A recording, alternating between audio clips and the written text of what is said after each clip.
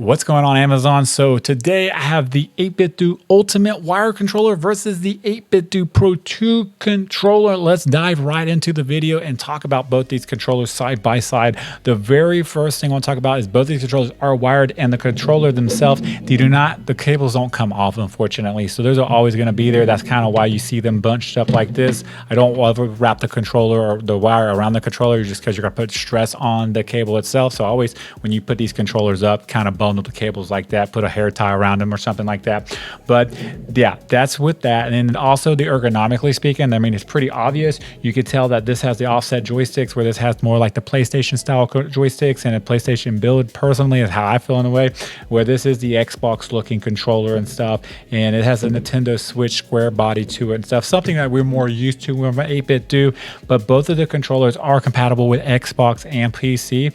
But you also get ultimate software for both of these controllers themselves, where you can customize both these controllers any way you want, which is pretty nice when it comes to dead zones and stuff like that. But you also get back buttons on both the controllers themselves as well. So you get two P1 and P2 on both of them. Now, when it comes to triggers and joysticks and all that, they're all pretty much the same. Now, I will say the buttons right here, the Ultimate is definitely a lot fatter and thicker than the Pro 2 controller itself. So keep that in mind too. They don't feel bad. There's nothing wrong with them. They all click pretty much the same.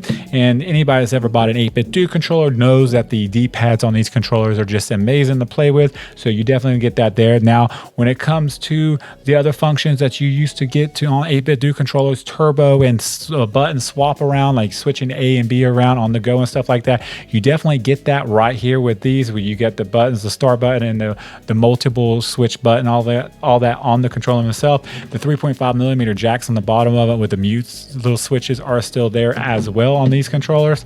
And these controllers do have the apps or the potentiometer joysticks in them themselves, so you don't have the Hall effect sensors in these controllers. Unfortunately, those are kind of the newer controllers they started coming out with.